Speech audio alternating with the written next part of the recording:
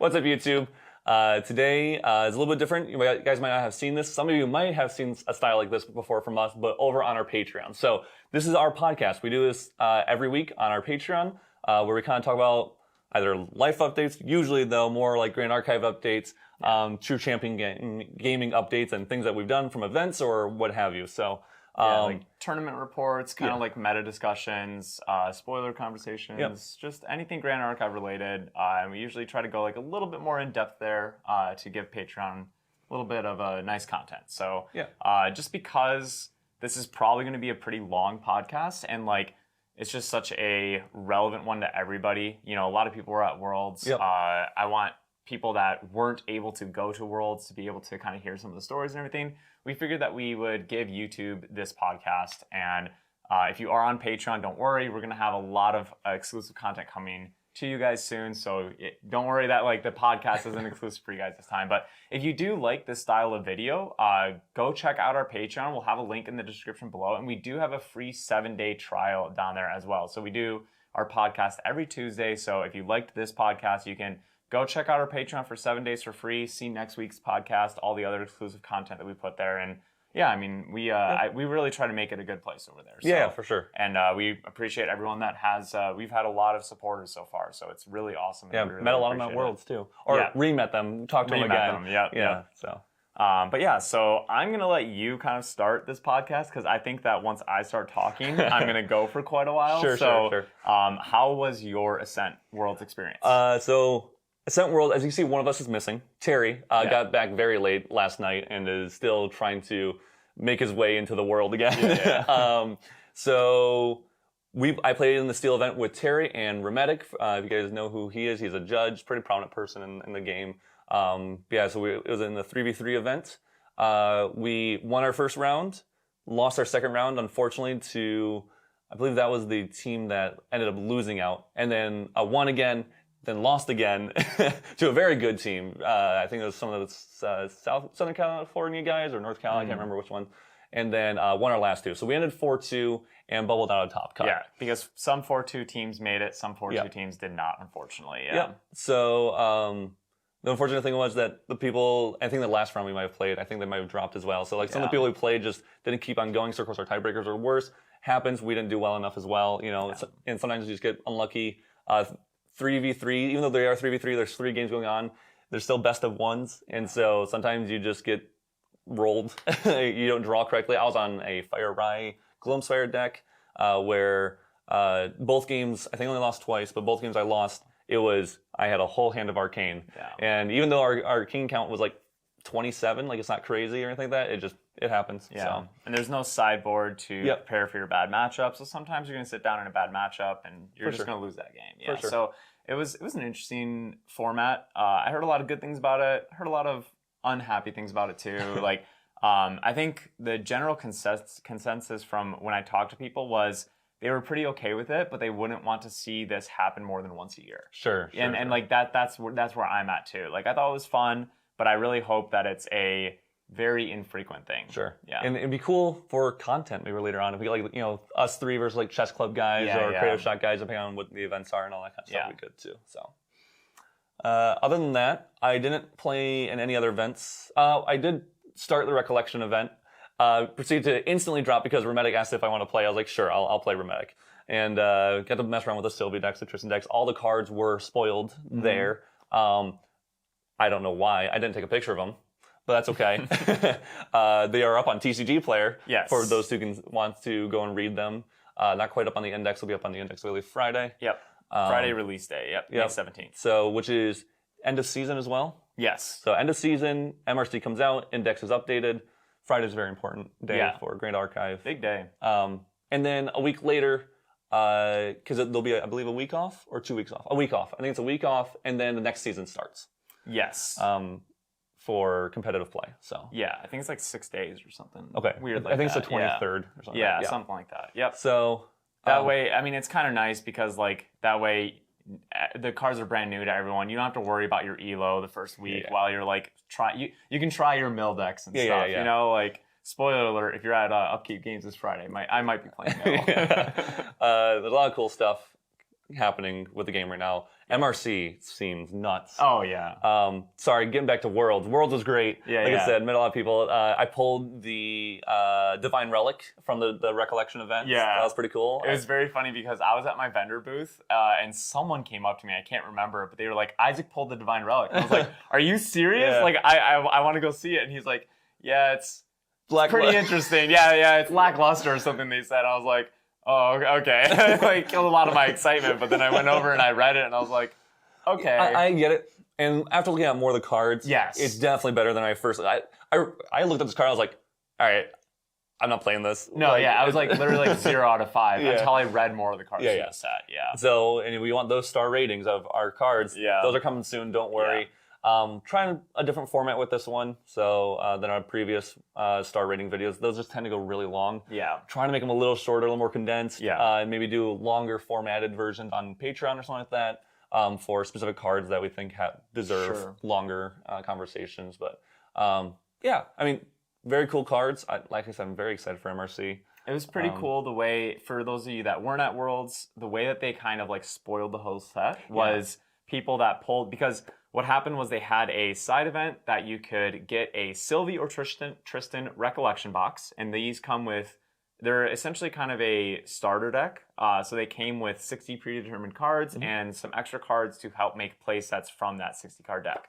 So all those cards were the same, but they also came with 3 Recollection, well, not Recollection packs, but 3 MRC packs that have 1 or 2 slight changes from the main set packs, but they're basically main set packs. And so what they did was, as people opened up new cards, they could bring them up to this wall and you could insert the card there, and then we eventually had a whole wall of full completed cards, and we had the full set spoiled. So it was really cool. It was like a community spoil, which was neat.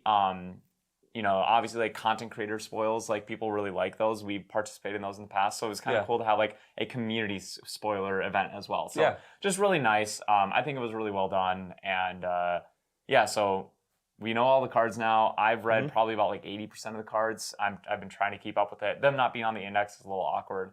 Yeah, for sure. We'll be going to a pre-release event Friday. I'm sure a lot of shops around the world are going to be doing that as well. Yep. And I think people are really excited for this set, and you know, I think there's good reason. Grand Archive just continues to seem to grow and do a lot of like really good choices. So I'm excited to play with the new cards. For sure. And we got a lot of cool news about future events coming up. Yes. Ascent and all that kind of stuff. I was so happy that they gave us a full year roadmap. Yeah. Because like other games like Pokemon and other games do that, and it's really integral to being able to like plan out your for sure.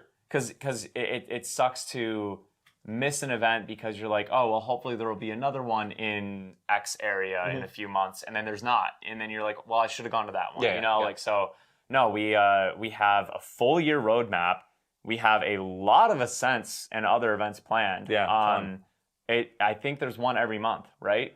Or very close to it. Very close to it. Maybe every other, no, it's more than every other month. I feel like it's like every 3 out of every 4 months has an Ascent or something. And what's really interesting to see is that there's an extra nationals next year. We have Oceania, Southeast Asia, and North America nationals, which we had this year. But there is now Europe nationals. So awesome to see for the Europe community. I hope that that's going to continue to grow a lot. I think a lot of NA players will probably go over to Europe. It's a little easier to go to than C and Oceania. So I think Europe nationals will probably be pretty big because of that. And really interesting to see how that's going to affect the World Championships next year, because this year we had 16 players. It was 8 from NA, 4 from SEA, and 4 from Oceania. But with Europe, what do you do with that? Because if you just give them 4, like 20 is a super awkward number for tournaments. So I wonder if we're going to see either invites taken away from regions and kept at 16 players, which would be pretty concerning to see. I would not be happy with that. Yeah. Or I wonder if we're going to see a 32-player tournament for next year's Worlds, which that's a happy number for me. I will say I do expect less people at Nationals than this last one because of how they changed the Nationals series with the cards and like having to build up to it. There's also a lot of events though. I think, yes, but I think some people are just going to be off-put by it and just be like, I don't feel like trying. please try. Keep going. I think we're seeing a lot of new blood into the game too. Oh, my light changed. I was going to turn it down for us. There we go, because it's a little bright there. Hey. I think we're seeing a lot of new blood into the game. So I personally think that Nationals will be pretty relatively big. I think it'll be pretty comparable to last year. Okay. We're just seeing so many events, so many invite cards out there, so many new people coming into the game. You know, there's some invites that are selling for like as low as 200 USD. Yeah. You know, like that's not that bad. Before I forget, because I mentioned this earlier, and before we get to your run at Worlds, the season end coming up. Yes. So the top 100. Yes. Get special. Well, technically, everyone who's in, I think, at least silver and up. Is that true? Bronze and up. Bronze and up. Okay. Yep. If you're in bronze and up in the Omnidex, you get special cards, card rewards. For basically, if you've played Grand Archive, you're going to get some cool promotional rewards from Weebs, which is awesome. I'm a big fan of that. The Omnidex is like, I have a crush on Omnidex. You know what I mean? Like, I am such a huge fan of it. It was such a good design. It worked really well this season. We already got some spoilers of next season's rewards, which I was a little disappointed by. I can't remember what they were. They were 3 cards that I was like, Kind of like the bronze and silver rewards this time were like a little disappointing too. But Scry the Sky is obviously really cool. Yeah. It would be nice if there was like 1 out of the 3 cards that's like really exciting. Each time, because I feel like Gold's card. Yeah, the Gold's cards should always be like really exciting. You can't make all 3 of them. You can't do like favorable wins, Scry the Sky. You can't like do that kind of thing, right? Like, but next season's looking a little lackluster. Although I think they were all new cards, so maybe one of them is really good, and we just don't know it yet. So, but that's jumping a little far ahead. But you ended so far. The season's not quite ended. Technically, a few days left. Yes. Can I look at a couple days left? What position did you end? I did end number 1. Yeah. Number 1 in the Omnidex, and that is also my Omnidex number. Yeah. Me, Matt G, and Christian, Duck Hats, had been fighting for that number 1 spot for like... They're about to go to a local today. Yeah, well, we've been fighting for that number 1 spot for like 2 to 3 weeks. Like, we were all just like within a hair of each other in points. And now there's only a few days left. There's only locals left, which like, it's not going to... Small. The Omnidex is pretty much locked at this point. And Christian and I were pretty close. I think 40 points away or something. So Christian and I definitely fought for that. Ironically, Christian was on my team for the 3v3 event. So that's, I think, why we stayed so close. Matt G did drop down to 4th. Someone else took him over. I can't remember who that was. But it was actually kind of shocking because me and Christian were like pretty close. But then even 3rd place, I think I'm above by like 150 points. And and Matt G, I'm above like 200 points, 300 points, something crazy like that. The 10th place, who I don't remember who it is, I was above by like almost 500 points, which is crazy. I finished at, I think, 2,999 points. So no one from season 1 finished above 3,000 because I'm not going to a locals before the season ends, so I won't get like veterancy points or anything. But maybe I should. Just to be the only person that gets above. Because maybe Christian will go to locals and yeah. All right, Christian, I see you. All right, I got to go to the locals this week and get above 3,000. The grind never stops, baby. Yeah. Cool thing though is all 3 of us did end top 100. Yes, very excited. So you ended first, most likely.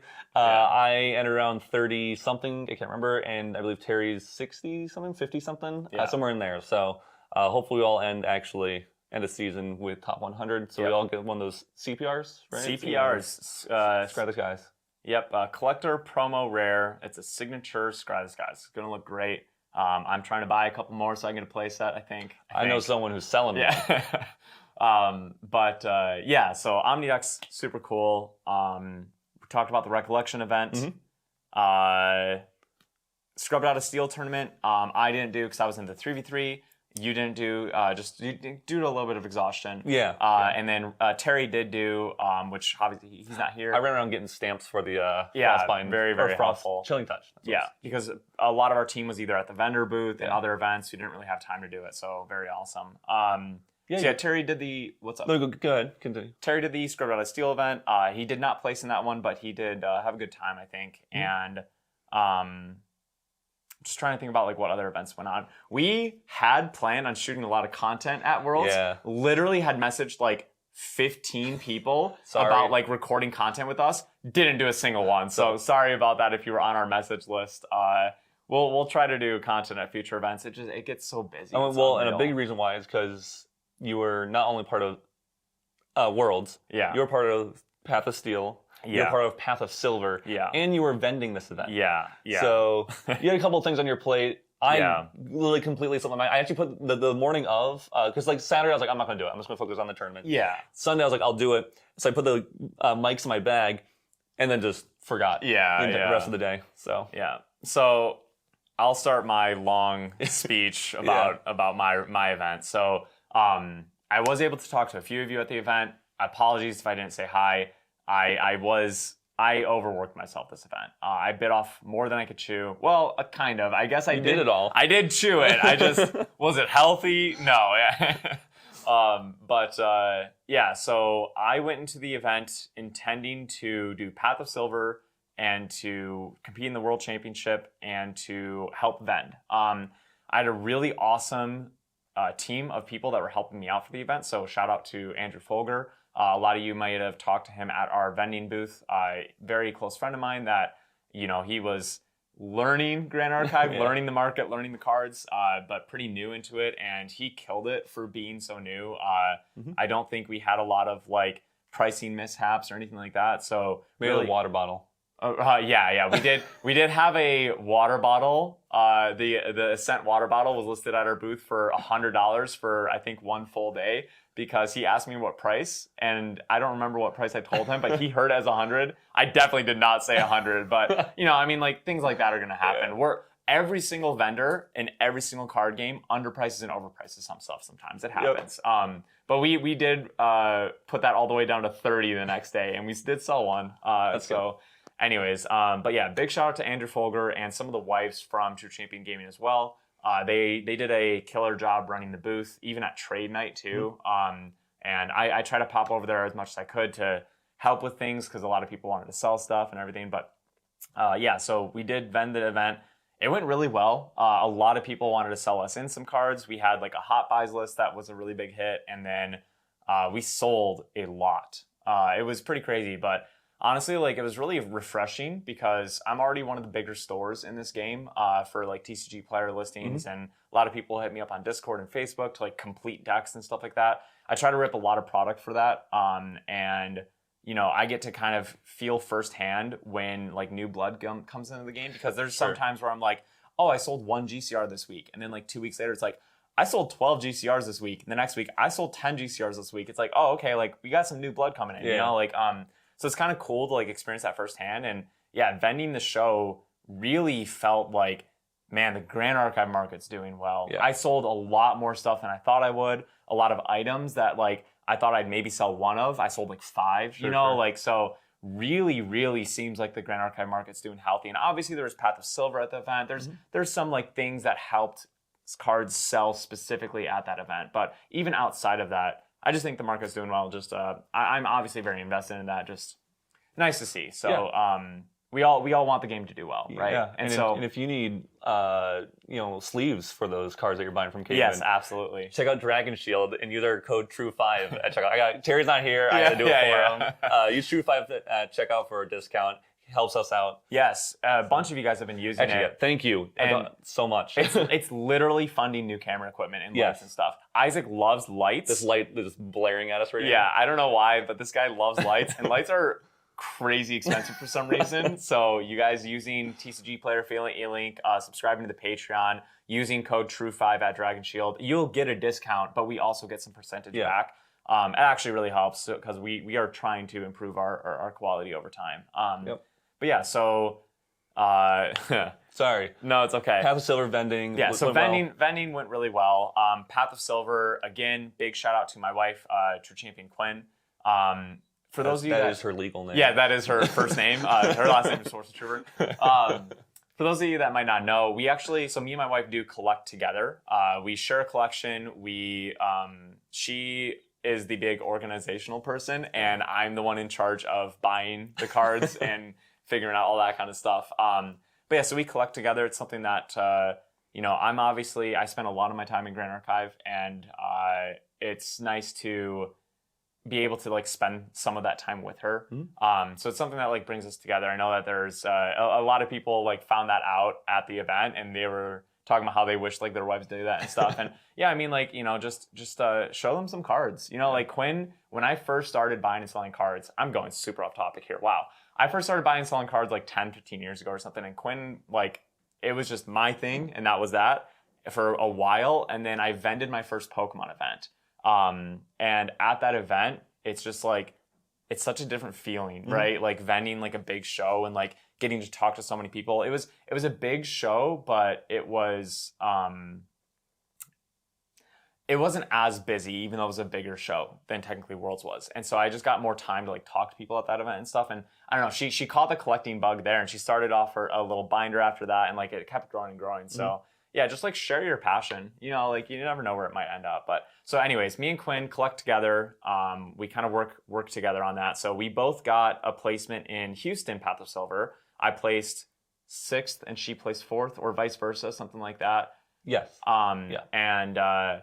And this time around, we worked on our submissions, and we realized that it was a little bit harder this time. There were more duplicates needed and stuff, so we only were able to get one like full submission, and then we got one submission that was a little bit under. So we submitted the full submission under my name and the under submission under her name. Didn't really matter. We could have done either name. Like I said, we both collect and share and stuff. But her submission was the one that was missing a few cards, and we got 10th, unfortunately, for her submission, which sucked because she didn't get the overall top 8 Lost Spirit prize, and because it used so many CURs, she also didn't get a Thema. So it was a little unfortunate for her to place 10th. Like, she was the 10th best person in that room, technically, but didn't get anything for it, you know, outside of the 100K categories, which are still really worth it, you know? Cool and Matt, right? And Matt, I don't even know what that playmat is. It's Into the Fray. Okay. All of it's Into the Fray. Okay. And then, so I did walk away with first place. One of the True Champion wives was a placeholder for my submission, because while silver submissions were going on, I was playing in the 3v3 event. So I wasn't able to participate in the tiebreaker, but we had a 6-person tiebreaker for Path of Silver. So 6 people had the overall highest score, and what they did was they said, present one card from your collection, and however many points that's worth, you know, if other people have the same amount, then you present another card. So CURs from Kickstarter for Dawn of Ashes First Edition are all worth 2,000 points. So basically it was a CUR war. So everyone got all their CURs, and whoever had the most won. And so that was a lot of fun. I beat second place, Lee Fan, awesome collector, super nice dude too, by the way. I beat him by I think 6 CURs. So it was pretty close. Lee and then the next 2 people underneath him were all 1 CUR away. So that was crazy. So Path of Silver was a blast. There was some issues, just like last time. You know, like it's still a working thing. It's such a unique thing that they're doing. If you're not sure what Path of Silver is, if you have been tuned out for the last 15 minutes that I've been talking, go check out Once in Love's YouTube channel name. What is it? I forgot. It's not Serene Balance Productions. It is the Magical Library, something like that. You know what? I'll try to link Once in Love's YouTube channel down below, because he's been making some really high quality content. He just started doing like some Grand Archive videos, but he has a background in content creation and stuff, and they're really good videos. And he has a couple of different videos explaining what Path of Silver is, and it's a really, really unique thing that Grand Archive's doing, and it's really cool. Honestly, it's bringing a whole another element to this game. So for sure. Super awesome, but I definitely talked about that enough. Let's talk about Worlds then, I guess. So I was one of the 16 players qualified for the actual World Championships. There was Worlds going on, and then there was Ascent World. So Ascent Worlds, anyone could sign up for. I think they hit over 300 players, right? 284, 286, something like that. 280 something. Sure. And then Worlds, you could only qualify by placing well enough at one of the 3 nationals. So there's 16 players locked in for that event. And I was one of them. And so, you know, I spent a lot of time getting ready for the event. I brought Rye, which a lot of players were very surprised about. I think I surprised all the judges, the weebs themselves, the commentators, my other Worlds participants, and I think a lot of the community in general. Obviously, Rye was a really good pick for the tournament. 5 players ended up bringing them, which was the highest represented deck. And of those 5 players, only one of them had played Rye at a major event in the past, which was Sean, who finished second place, absolute beast of a player. But the other 4 players, we're not Rye mains. We had figured out that Rye was a really good pick for that format. And I'm not just an Allies players, guys. I promise. I know I'm like TCG is kind of known for being Allies players, but like it's just because it is usually one of the most consistent tier 1 decks that you can bring to an event. Consistency is a huge thing when bringing events. Because like when we're testing, Allies usually isn't the first thing that we test. No. Like when we're testing, we usually are testing like a lot of the third element decks and stuff. And so we all have a pretty decent background in every deck. But it just usually is Allies has been our tournament deck choice for a while. Except Terry's brought Merlin too. Multiple times, so we're not just Allies players, guys. We promise. We are well-rounded players, and I brought Rye day 1. Had a really good run. I ended up first seed in day 1 after 7 rounds. I was the only 6-1. Lost to Sean on stream, which is fair because I did try to cheat against him. So like. On accident. You didn't try to specifically cheat. it's a little unfortunate because specifically on stream, I've like accidentally cheated a couple of times. Just like the stupidest place to try to cheat, by the way, guys. But like, I think the round after Sean, I was playing against someone off stream and like they missed an enlightenment counter or something. Oh, I think I was playing against Duck Hats. Okay. Maybe it was Duck Hats. I don't remember if this was his match or not, but I was playing against some sort of Rye player and they were on 2 enlightenment counters. Yeah. And they played something for that turn, and then they played another card and like try to keep going. I was like, that was a mage spell. You get an enlightenment counter. Yeah. To put him to 3 draws, which like significantly bad for me. Like this was like almost like a make or break point in the game. And I was like, you have another draw. So it's like, I'm not a cheater. Anyways. Duck Hats was the one opponent after Sean. So you mirror match. I think it was him. Yeah. Maybe it was someone else. I don't know. So I tried to activate a fire card after Lineage releasing. In my head, I was thinking I got a creative shock this turn to be able to level up, blah, blah, blah. But, then he tried to push for lethal. So like enough things stack up where you lose your train of thought and you're on your next turn because you had lethal next turn. Exactly. But you're like, I just need to survive this turn, so let me just Lineage release and go. And so Sean missed it. I missed it. We had a dedicated stream judge that missed it. And it wasn't until I think the commentators or the chat or something found it out, then that happened. I was issued a game loss. I was a little salty about that. It is what it is. It was a little bit of the in the moment thing. It felt like a rule that was being made up at the time, which is why I was a little frustrated. But I understand the situation, and I agree with it now. Yeah. Glad we as a shore and the judging are now pushing for game losses and DQs on things we've seen in the past where they're like, that's just a warning. Yeah. And it feels like a little... As long as it is a repeated situation, as long as they are sticking to the rules every single time, I'm fine with it. And so... I'm honestly kind of glad that Sean took that match. I entered first seed anyway, so in the end, it didn't end up mattering. Yeah. And Sean specifically is the person that I've accidentally cheated against the most because at Nationals in day 2, I had a Tithe Proclamation out, and I drew like 7 times that turn. Yeah. And again, Sean, me, and a judge watching all missed it, and it wasn't until literally a spectator said, I don't think you can do that, is when we found out. So I'm sorry, Sean, for cheating against you accidentally multiple times, but also literally if judges and your opponent's missing it too, like it's very understandable, but anyways, a little bit of an unfortunate stream game, but overall my day 1 run went really fantastic. It was really fun to play against so many like good players all in a row. It was really interesting to feel challenged every single round, and like it was just definitely a different type of event. Sure. So I finished seed 1, got to play against Glenn, 8th seed, who obviously beat me in Top Cut.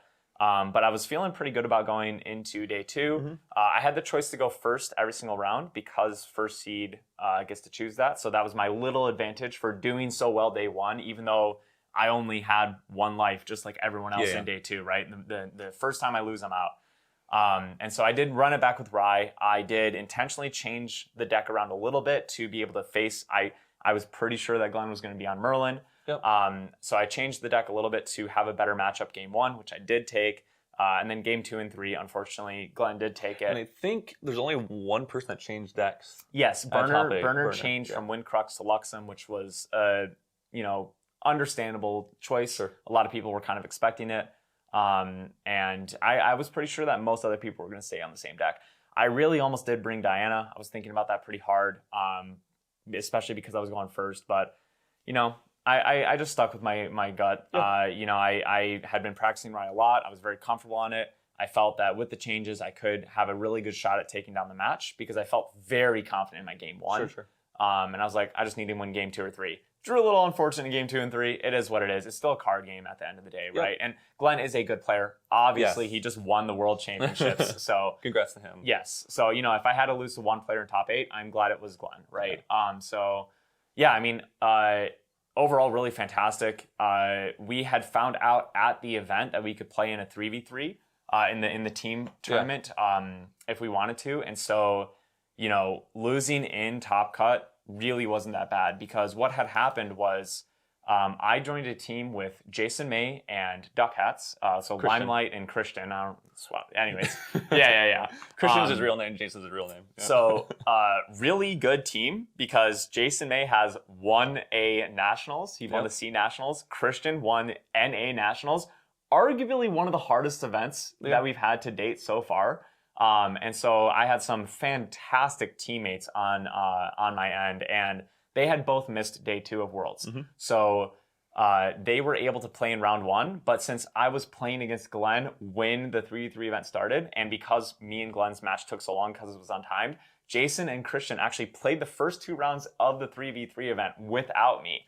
So, you know, in the 3 event, you had to win 2 out of 3 games. So since I was not present, I was an auto concede. So they both had to win in order for us to take a match. And they actually won round 1, which was very awesome. They won both of their games. So we ended 2-1 technically, which is a victory. And then round 2, they both lost their games. So ironically enough, both rounds that I missed with them, it wouldn't have mattered if I was there because they had already won or lost before my game would have been over or whatever. So very ironic. And then I had lost to Glenn, and so I went into the 3v3 tournament. I didn't have to play any other matches that conflicted with the matches, so we were able to work together as a team, play all of our matches, not have any auto loss games, and we were able to make day 2 with a 5-1 record. And then in day 2, we lost to... In the finals? No, in day 2, we lost to the main deck team for us to finish with an X2 record into Top Cut. And then we won our first Top Cut match and then lost to main deck team, who we had lost to in day 2. Very strong players. I think we all had slightly unfavored matchups, but they were close matches, very friendly the whole time too. I was obviously very busy the whole event. I vaguely remember the 3s event, and I was also playing Wind Alley, so my games were done pretty early. But it was so cool because you had teams of people that all got along together, obviously playing against another team of people that all got along together, and the camaraderie just felt so strong, you know, even on our Top Cut match, we were just joking so much with both teams and just having a fun time, even in day 2, when everyone's sweating to make Top Cut, it was such a good event. I keep just getting not shocked, but I'll use the word shocked, but that's not the word I want to use. I keep getting shocked by just how good the community is. To me beforehand, I've played in so many TCGs, and it just always feels like people always talk about how good the community is and stuff like that. And it's it's never been something that I've really cared about. But this game, I actually genuinely feel like that's a real statement. I genuinely feel like the community is actually really good, and I'm obviously very deep into this community and stuff. And yeah, just shout out to literally everyone. No joke. Shout out to literally everyone that's playing this game because it's so different. It feels like. I will say I'm glad a little bit that the main deck guys won it. And first of all, because I believe they had at least 4 teams there. Oh, did they? Yeah. Oh, okay. I was talking to main deck himself, Dan, and I think he said they had 4 teams in the event. Wow. So at one point, 2 of them were 2-2 or 2. I can't remember what it was, and then the other 2 were 3-1s or I can't remember what it was. So gotcha. Glad that they made it because if all of them are shooting 4 and they all miss, it feels a little worse. And it was funny too because the exact opponent that I was sitting across from on the main deck team, I played at least once, but I think twice in major events, and I beat him both times. And so I beat him in day 2 on our first time of playing, but then the other 2 people won. And then in the finals, he beat me. So he was pretty hyped about that. Good. You know, he's nice. I played against him as well. He got his revenge. Super nice dude. Yeah, no, it was such a fun event. It was honestly also shout out to Jason and Christian because we had maybe an hour that night before the event to like actually make our deck list and like figure out a strategy and stuff. And fortunately, we had all been in talks with people that were playing in the threes event beforehand, so we had a skeleton to work on. But you know, it was still like pretty chaotic after playing 7 rounds of Swiss against the best players in the world to then try to figure out this weird format and deck list for it. And the morning of the event, we were making deck list changes because both Christian and I had baubles, all 3 of the wind bauble, fire bauble and stuff, and neither one of us were running GCR.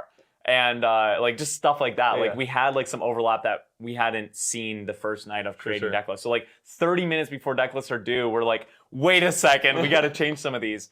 I ended up not running smoke bombs in my Wind Allies deck because I thought Christian had it. He had base Soul Visage, which I knew, but I thought he was running both for some reason. But so like we didn't even have optimized deck lists, honestly. We had barely any practice, like no communication practice between each other, no like whatever, you know, like we were going into it pretty blind. And so for a second place finish in that event, phenomenal. And you know, I had a blast playing with Christian and Jason. They carried me that first round that I wasn't there, so thank you for that. I ended up only losing 1 game in the whole event. That was pretty solid. Other than your first one. Well, and your second. I didn't take. All right. You know what? Out of games that I sat down and played in the event, I only lost in the finals. I was pretty proud of that. On Wind Allies, because he's a Wind Allies player. On Wind Allies, yeah. Oh gosh. But yeah, I mean, we all played really well. Very fun event, and really made me feel a lot better about losing in Top Cut to Glenn because I did the math, and if I had beat Glenn in Top Cut and lost in the semifinals, I actually would have received less prizing overall than playing in the threes event and getting a second place finish. So I think even like, I don't remember what the actual cash was, but even like getting second place was going to be close or something. So losing to Glenn was really not that bad of a thing. I got 5th place in Worlds. I'm really happy about that. So yeah, overall, my weekend was a very successful vendor setup because that was my first time vending a Grand Archive show with some employees that weren't that like background of Grand Archive. You know, like I was, and it cost us a lot of money to get there too because we're from Michigan and the show was in Vegas, so it cost me over $2,000 to get that table set up. Too. Yeah. So I was before the event, I was pretty sure that I was going to lose money vending. But I wanted to do it for the experience. I really want to create a big store for this game because I think like it would be helpful, and I hope that other people do too. Yeah. Because I think it would be helpful. Like Yeti Games is already like a fairly big store for this game as well, and I'm really glad to see that because I want some healthy competition between like 3 to 4 big stores so that players always have a lot of like availability. And Grand Archive cards can be really hard to get sometimes, you know, and so it's shocking when I run out of a card for my store and I go online to see if I can buy some extra stock because people like to buy full decks from me sometimes. So I'll buy cards at retail to sell at retail just to sell like a whole deck sometimes and stuff. And it's shocking to me when like I'll sell out of a card and I try to find more cards online and I can't. Yeah. I literally cannot. And so and then you end up buying product. Right. That is literally what happens. But so I'm hoping that we see more stores, more big stores ripping product, getting cards into the hands of players. And so even though I was pretty sure I was going to lose money vending at Worlds, I wanted to do that to help grow my store size and get into this like, you know, TCG will be vending at this event. They'll have these cards. I don't have to worry and stuff. And to my surprise, I think we ended up making a pretty okay profit. So that was really nice. Gildas. I what? I think they were sold out. Oh shoot, we had Gildas because I bought in some. Oh, all right. Well, they weren't in the. Yeah, it was our first event vending. You can talk to Rem about the sorting system. Oh, Rem is. Anyways, love you, Rem. But yeah, so hopefully we are planning on vending Ascent Chicago and Ascent Toronto because both those will be in driving distance. So we'll have some vending experience under our belt, and we will have much more stock with us because I'll be able to drive instead of fly everything out. And so, yeah, if you're at Chicago well, I guess they're not officially yet. I haven't applied to be a vendor, but I should get in. We are planning to do that. So, yeah, I just want to create a good store for this game. So very successful there. Worlds, even though I did not win Worlds, I am very happy with my run there. I got 5th place out of the top 16 players in the world. I got 1st place seed day 1 after 7 rounds of Swiss. So I think overall, the only person that actually ended up with a better record than me was Glenn. Sure.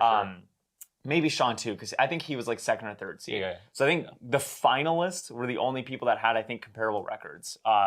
So yeah, I mean, I'm super happy with my performance there. I felt like I gave it my all and did it, you know, like, and then, yeah, 1st place in Path of Silver, and 10th place in Path of Silver. So, you know, got 5th place in Path of Silver on average with me and my wife, but still top 8 there, you know. 1st place Path of Silver was cool. And then 2nd place 3v3 was unreal. It did feel like all the hard work I've been putting in has been really good. And if you watched my interview with Main Deck, I did an interview with him a bit ago after Nationals, I think. I talk in there about how I think I'm one of the players that plays the most in Grand Archive. And I was, after Nationals, feeling like maybe I should chill out a little bit because it is a little extreme. And I feel like my performance at Worlds and my performance in the 3v3 event was mainly just because I had been practicing so much. So I might keep going with that. I might be trying pretty hard. I told myself that I would be going to Ascent Taipei if I won enough prize money at Worlds to go, and I think I did. I sold my Sabrina from the threes event, and so I think I'm going to be going to Ascent Taipei. Pretty sure. I just have to actually make those travel plans. Yeah. And you know, even in my Worlds interview that was recorded before all of these events had started, that was recorded on Thursday. I mentioned, I don't know if they aired this or not, but in the interview, I mentioned that I am committing to another year of competitive Grand Archive play. Oh, okay. Like, I want to be at every Ascent that I can financially and realistically go to. I want to qualify for Worlds again next year. So whatever Nationals is first, you know, NA was first this time. If I hadn't qualified at NA, I was probably going to go to the other Nationals. Sure. I'm probably going to do that again. Depending on how Nationals prizing is, I probably will stop once I qualify. If Nationals prizing is good enough, maybe I go to all of them. But yeah, I want to make it to Worlds. I want to do a really good run at Worlds again next year. You have enough prize cards to do so. Yeah. And points and stuff. Technically, I only have 1 prize card for points right now because I sold all my other ones. Anyways, I am committing to another Grand Archive year. I really want to, you know, I'm overall so happy with myself, with how I competed this year, and I have the passion to do it for another year for sure. And so yeah, watch out, guys. I will be at all of them, hopefully. And you know, just I love this game. I love the competition. I love the community. Everything about it is just so good, and really looking forward to doing that again. Yeah. Well, I think we've gone long enough for you guys. So if you like this kind of content, you want to see more, join the Patreon. We got other videos going up on there. Look out for our rating series coming up soon for the new MRC set. A lot of content coming to YouTube and Patreon. If we all are planning on going to Taipei, it might be, you know, a little delay on weird things into maybe throwing some shorts in there. As you see, check out our shorts. They've been fun. Yeah, we're doing some of those. Those are quick and easy. So thank you guys. Thank you for supporting us as we continue on. We're not quite at a year of specific Grand Archive, I don't think. Exclusive Grand Archive content. We're really close on the channel. I have to go back and see when we first did our Grand Archive video, but we're pretty close to a year here, so I'll call it a year.